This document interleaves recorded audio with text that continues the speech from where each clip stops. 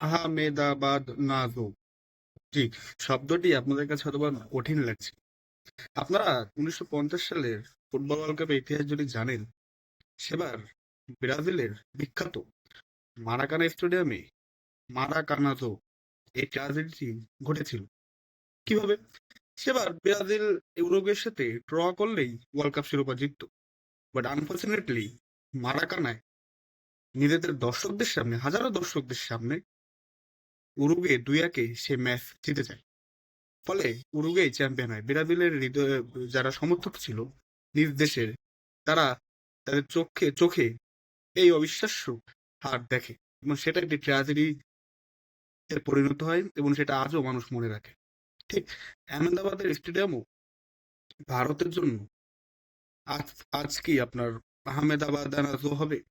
কারণ কি? কারণ হচ্ছে আপনারা জানেন যে ভারতে মূলত বর্তমানে যেসব বিশ্ব আসরগুলো হচ্ছে, বিশেষ করে সেসব বিশ্ব আসরে যে গুরুত্বপূর্ণ ম্যাচ বা ফাইনাল ম্যাচ, সেটা আপনার আহমেদাবাদে হচ্ছে। আহমেদাবাদের নরেন্দ্র মোদী স্টেডিয়ামে হচ্ছে। বেশ কিছু এখানে পলিটিক্যাল কারণও রয়েছে। এক নম্বর হচ্ছে ভারতের যিনি তৎকালীন মানে বর্তমান প্রধানমন্ত্রী নরেন্দ্র মোদী, তিনি গুজরাটের এবং এই আহমেদাবাদ শহরেরই। আহমেদাবাদ হচ্ছে গুজরাটের রাজধানী। তো স্বাভাবিকভাবেই এখানে একটা আপনি কানেকশন খুঁজলেও খুঁজতে পারেন। সবচেয়ে বড় যে কারণ সেটা হচ্ছে 1,32,000 দর্শক এখানে বসে খেলা উপভোগ করতে পারে। এটা ভারতের সবচেয়ে বড় ক্রিকেট স্টেডিয়াম এবং আমাদের বিশ্বের।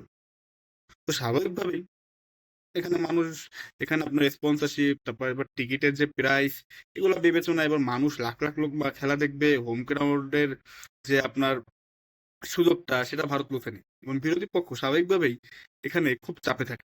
এই কারণে এখানে আপনার ফাইনাল হয়।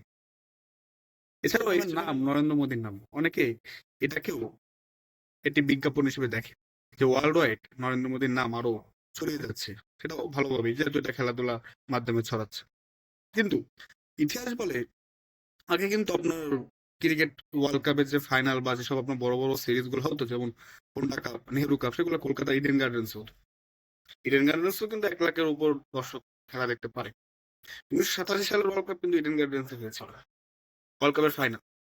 এছাড়া আপনার হোন্ডা কাপ, নেহেরু কাপ তো হতোই। এছাড়া আপনার 2011 সালে ওয়ানখেড়ে, সেখানে আপনার আমরা দেখেছি যে ওয়ার্ল্ড কাপ ফাইনাল হতে। 96 সালের হোন্ডা কাপ ওয়ানখেড়ে হয়েছে, সেখানে ভারতের যে আজ আভিজাত্য মানে কালচার, সেটা ফুটে ওঠে।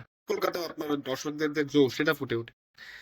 এখন আহমেদাবাদে যদি আজকে ভারত হেরে যায়, সেক্ষেত্রে আহমেদাবাদ আনাজো, এটা কিন্তু একটা ট্র্যাজেডি হিসেবেই ইতিহাসে পরিচিতি লাভ করবে। তখন ভাবতে হবে যে আসলেই কি এই স্টেডিয়াম ভারতের জন্য কুফা। এরকমটাই কিন্তু মার্কেটে বা খেলার অঙ্গনে কথা উঠছে যে আজই হয়তো বা মারাকায় আপনার এই আহমেদাবাদে যে নরেন্দ্র মোদী স্টেডিয়াম রয়েছে, তার ফিউচার কিছুটা হলেও নির্ধারিত হয়ে যাবে। যদি আজ ভারত জেতে, সেক্ষেত্রে তো সবকিছু ঠিক আছে, অল ইজ গুড। যদি হারে, সেক্ষেত্রে কথা উঠবে যে না, আমরা আবার কলকাতা বা ওয়ানখেড়েতেই ফিরে যেতে চাই, কারণ এই স্টেডিয়ামে আমরা ট্রফি জিততে পারছি না। মূলত 2023 সালের ওয়ার্ল্ড কাপ আপনাদের মনে থাকার কথা। সেবার ভারত দুর্দান্ত ছিল, প্রতিটি ম্যাচেই তারা প্রতিপক্ষকে দাঁড়াতে দেয়নি। ভারত ফাইনালে খেলবে, ওয়ার্ল্ড কাপ জিতবে, এমনটি সবাই বলতেছিল। বাট 1,32,000 দর্শকের সামনে অস্ট্রেলিয়া ভারতকে স্তম্ভিত করেছিল, চুপ করে দিয়েছিল 1,30,000 দর্শককে, যা আজও ভারতের যারা সমর্থক রয়েছে কোটি কোটি, তাদের মনে ক্ষত সৃষ্টি করে রেখেছে এবং তাদের সেই যে আপনার একটি ব্যর্থতার স্মৃতি বা কষ্টদায়ক স্মৃতি, সেটা মনে করিয়ে দেয়। আজ কিন্তু সেই স্মৃতিকে সঙ্গে নিয়েই ভারতীয়রা আহমেদাবাদ স্টেডিয়ামে হাজির হবে এবং কানায় কানায় পূর্ণ থাকবে। যথাসামান্য নিউজিল্যান্ডের সমর্থক থাকলেও থাকতে পারে, থাকলেও থাকতে পারে। তবে আজ ভারতের বা সূর্য কুমার যাদবের যে টিম, তাদের প্রমাণ করতে হবে যে না, 2023 সালে যা হয়েছে সেটা জাস্ট একটা পার্ট। আজ তারা সেটার হতে দেবে না। এবং আজ ভারত এখানে যদি টি-20 ওয়ার্ল্ড কাপ জেতে, দেন তো সবকিছু ঠিকঠাক হয়ে গেল।